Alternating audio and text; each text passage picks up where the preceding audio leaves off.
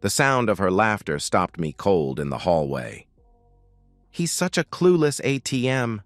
Jenna's voice drifted through the cracked door of our guest bedroom. "He actually thinks you're job hunting while I'm at yoga."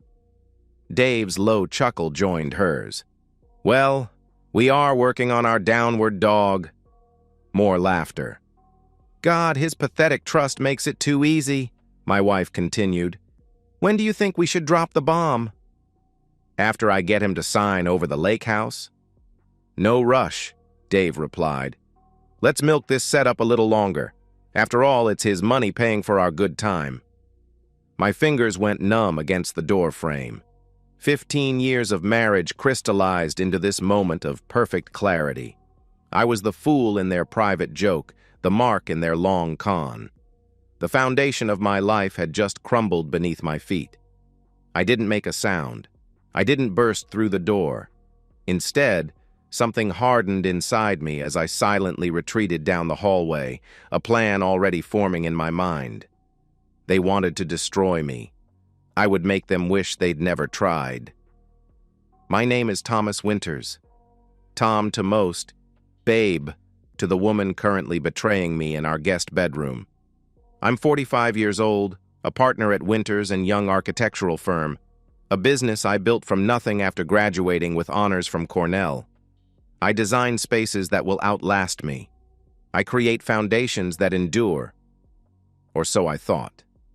Jenna and I met at a charity gala 12 years ago. She was breathtaking, tall, confident, with honey blonde hair and a smile that lit up the room. An interior designer with ambition and charm. When we married 3 years later, I thought I'd found my perfect complement. We bought a sprawling colonial in Oakwood Heights, filled it with custom furniture, planned for children who never came, and built what I believed was an unshakable life together. Dave Mercer had been my friend since we were 10, racing bikes down suburban streets and dreaming of future glory. We'd drifted apart during college. He dropped out to find himself, but reconnected in our 30s. He'd never quite achieved the stability I had, bouncing between sales jobs, always chasing the next big commission. Still, when he showed up at our door 6 months ago, his marriage collapsed and eviction notice in hand, I didn't hesitate. "Stay as long as you need," I told him, ignoring Jenna's tight smile. "What are friends for?" I gave him the guest room, introduced him to contacts, even paid for his new wardrobe for interviews. He was family after all, the brother I never had. Jenna eventually warmed to the idea, volunteering to help him organize his resume and taking him to networking events. How terribly helpful my wife had become. The signs had been there all along. The slightly too long hugs, the inside jokes, the way conversation stopped when I entered a room.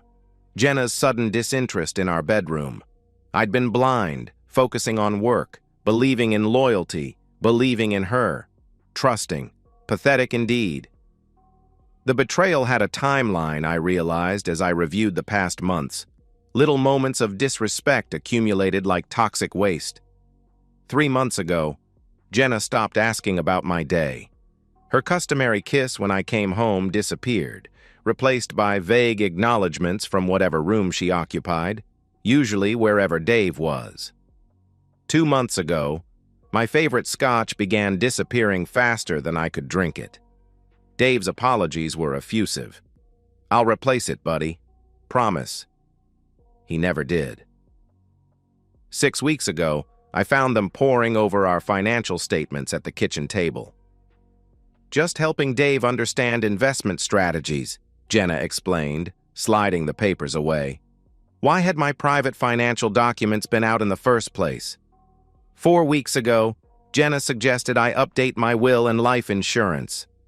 "It's just responsible planning," she insisted, recommending I make her the sole beneficiary to simplify things.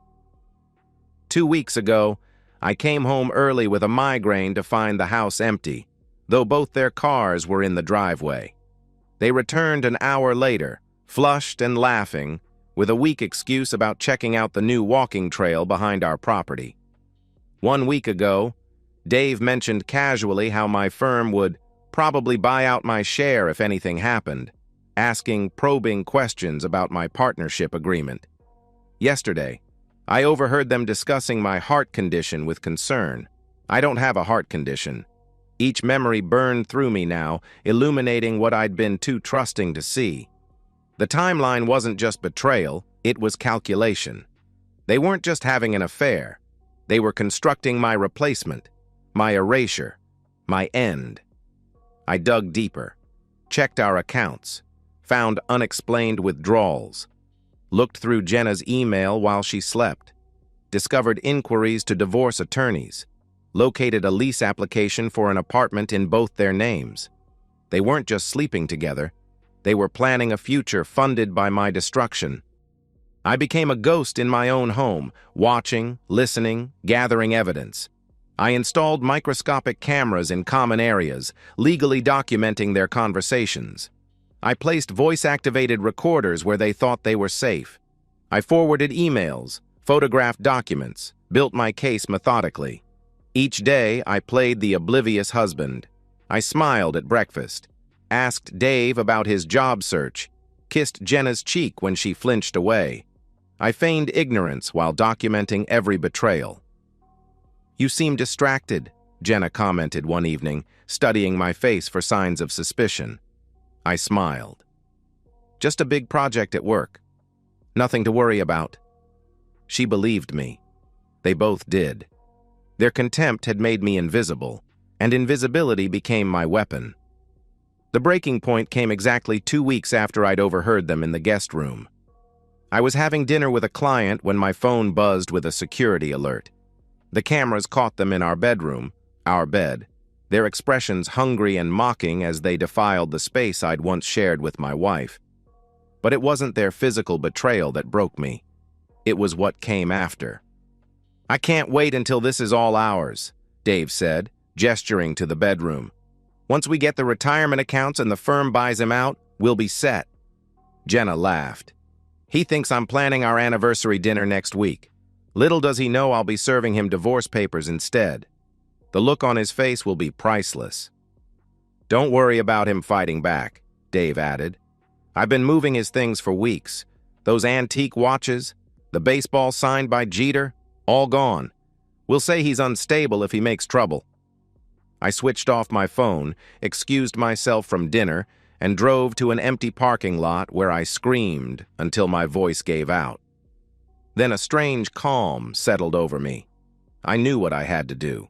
They wanted war. I would give them annihilation. I had 7 days until our anniversary dinner, the event Jenna was planning as my public humiliation. 7 days to orchestrate their downfall. First, I secured my assets. I visited my attorney and initiated protective measures for the business. I transferred funds from joint accounts to new ones they couldn't access. I documented everything they'd stolen, cataloging each item with photographs and valuations.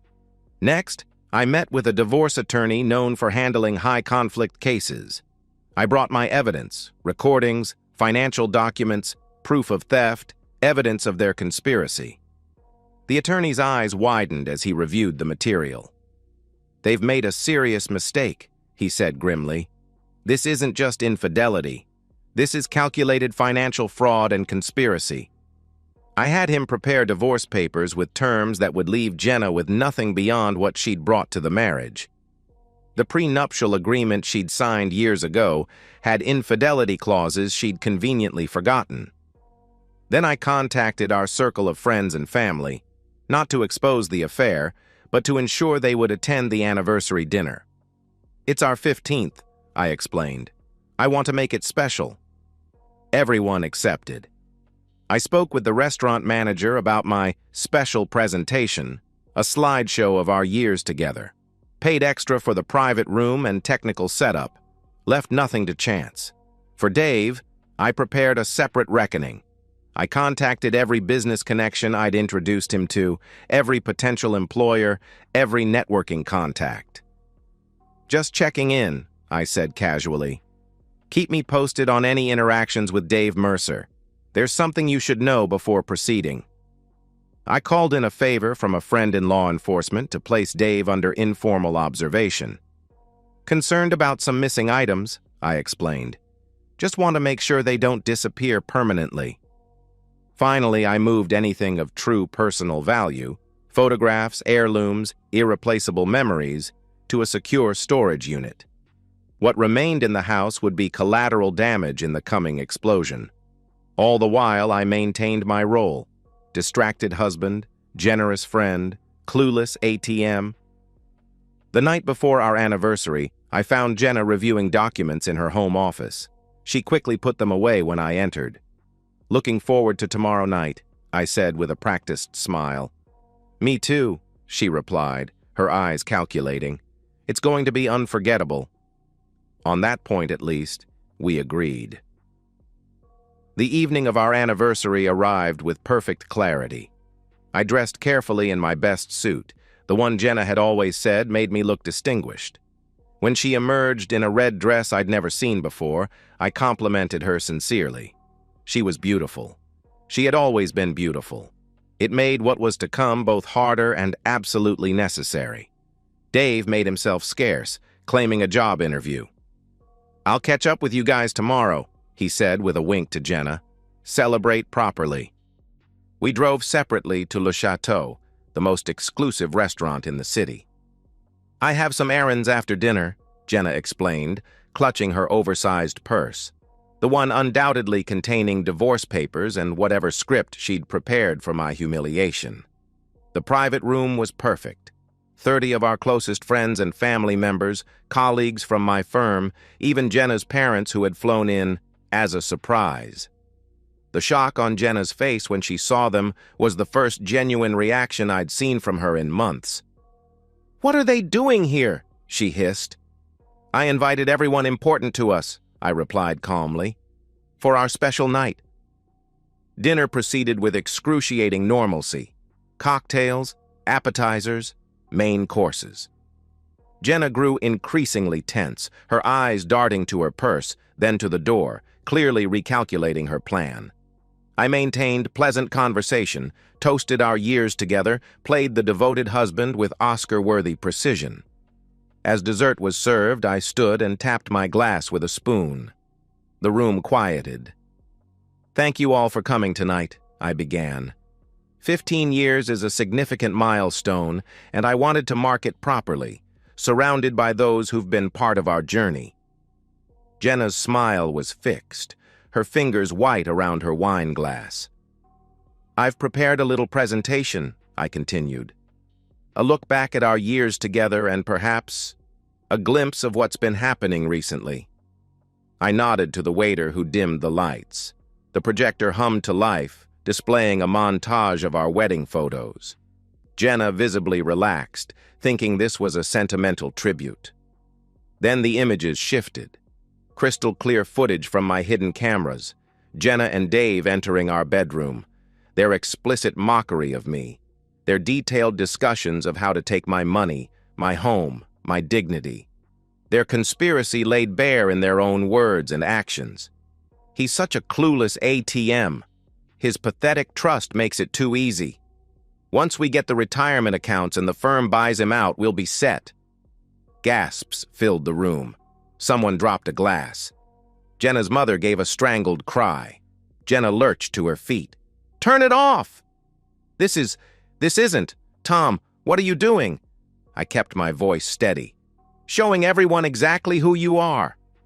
The footage continued. Dave describing how he'd been stealing my possessions. Jenna laughing about serving me divorce papers at this very dinner. Their explicit betrayal playing out before every person who mattered in our lives. When the screen finally went dark, the silence was absolute. Then came the whispers, the horrified looks, the judgment raining down on the woman who had planned to destroy me.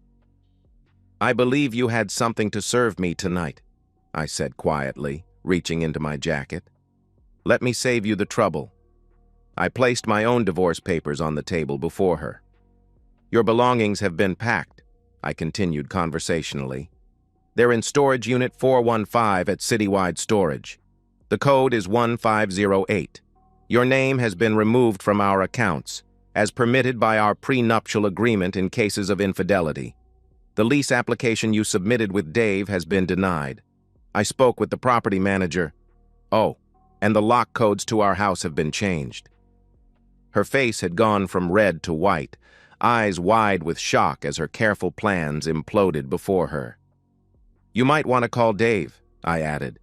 "He's currently being interviewed by police about the missing items from our home. Apparently, someone reported seeing him with my grandfather's watch at a pawn shop on 5th Street. I turned to address our stunned audience. "I apologize for the unconventional entertainment tonight. Dinner has been paid for. Please enjoy the rest of your evening." As I walked toward the door, Jenna's father, a man who had welcomed me into their family, caught my arm. "Tom," he said hoarsely, "we had no idea." "Neither did I replied. "But now we all do." I left Jenna surrounded by the wreckage of her reputation, facing questions she could never answer, her careful facade shattered beyond repair. Outside in the cool night air, I finally took my first free breath in months. One part of my plan was complete, but Dave's reckoning wasn't finished yet. The week that followed was a hurricane of consequences. Jenna tried calling me 67 times before giving up. Her social media went dark after friends flooded her pages with condemnation. Her design clients, many from my business connections, quietly terminated their contracts. Her parents, shamed beyond words, returned home without seeing her again. She made one attempt to enter our house, only to be turned away by the security company I'd hired. My lawyer called with updates. Her counterclaims were being dismissed one by one. The evidence was too overwhelming, her conspiracy too well documented. She would receive nothing beyond her personal property and a small settlement I offered out of lingering decency, not for her, but for the memory of what I'd once thought we had. Dave's unraveling was more spectacular.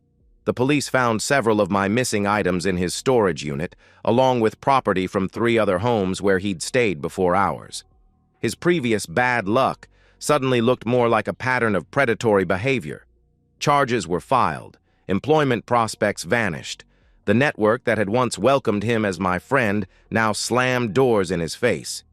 He avoided jail only because I didn't press for maximum charges. I wanted him free for what came next. 7 days after the anniversary dinner, I received a text from an investigator I'd hired to track Dave's movements. Subject at Rusty Nail Bar, appeared intoxicated, likely to remain until closing. I drove there without hesitation, parking in the shadowed lot behind the building. At 2 a.m., the bar emptied its last patrons. Dave stumbled out alone, unshaven, wearing the same clothes I'd seen him in days earlier. He weaved through the parking lot toward the far corner, where his car, the last possession he hadn't yet sold, waited. I followed silently, keeping to the shadows. When he reached the darkest section of the lot, I called his name. He turned, squinting. Recognition dawned slowly on his face, followed by fear. "Tom?" "Look, man, I can explain." I didn't let him finish. 15 years of trust channeled into my right fist as it connected with his jaw. He sprawled backward, too drunk to defend himself, too surprised to call for help. "You were my friend," I said, my voice terrifyingly calm even to my own ears. "You were family." His attempts to crawl away were pathetic. I grabbed him by his shirt collar, hauled him up, and slammed him against the brick wall. "I gave you everything," I continued. "A home, opportunities, trust." Each word was punctuated by another blow, to his ribs, his stomach, his face. Years of weight training gave my strikes devastating efficiency. I wasn't wild or uncontrolled. Each hit was measured, placed exactly where I wanted it. Dave slid down the wall, blood streaming from his nose, eyes swelling shut. "Please," he whimpered, "you've already ruined me. What more do you want?" I knelt beside him, grabbed a handful of his hair, and pulled his face close to mine. "I want you to remember something," I whispered. "Every time you look in the mirror, Every time you apply for a job and get rejected. Every time you try to build a new life and find all doors closed. Remember that you did this to yourself. You chose this ending. I released him with a shove, watching dispassionately as he curled into a ball on the dirty asphalt.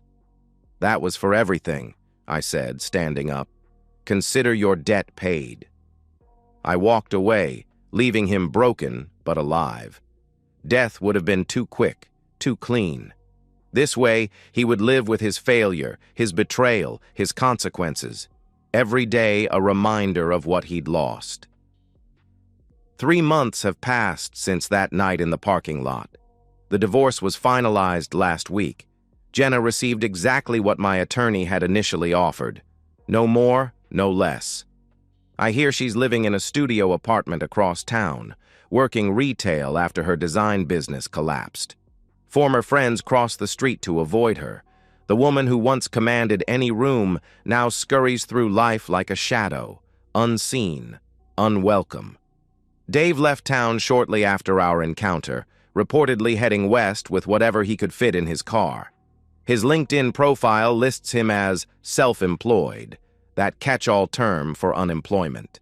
Whatever schemes he attempts next will be hampered by the references and background checks that now follow him like faithful hounds. As for me, I sold our house. Too many memories contaminated the space. Bought a sleek, modern penthouse downtown, closer to my firm. Our business is expanding, ironically boosted by the publicity that followed the divorce. Turns out clients appreciate working with someone known for precision and ruthless attention to detail. I've declined the sympathetic setups from well-meaning friends. Dating holds no appeal yet. Perhaps someday. For now, I'm rediscovering who I am without the weight of betrayal pressing down on me.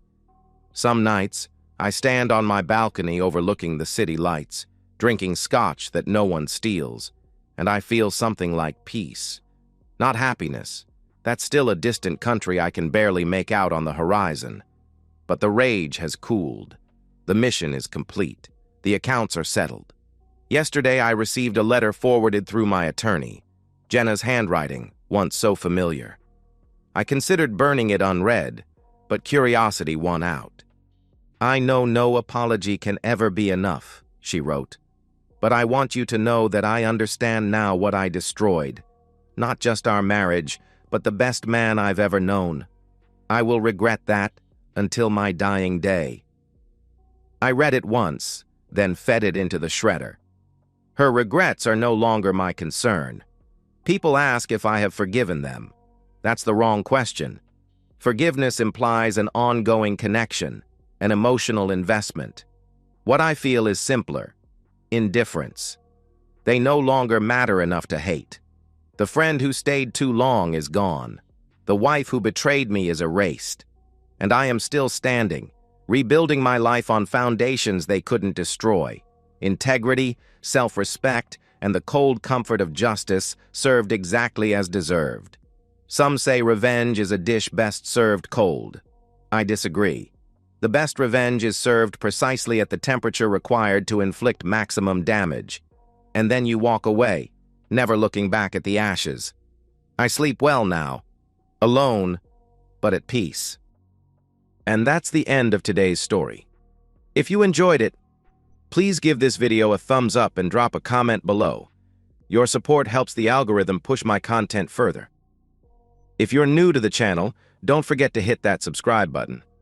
It really helps me keep creating more stories for you. Thanks for watching, and I'll see you in the next one.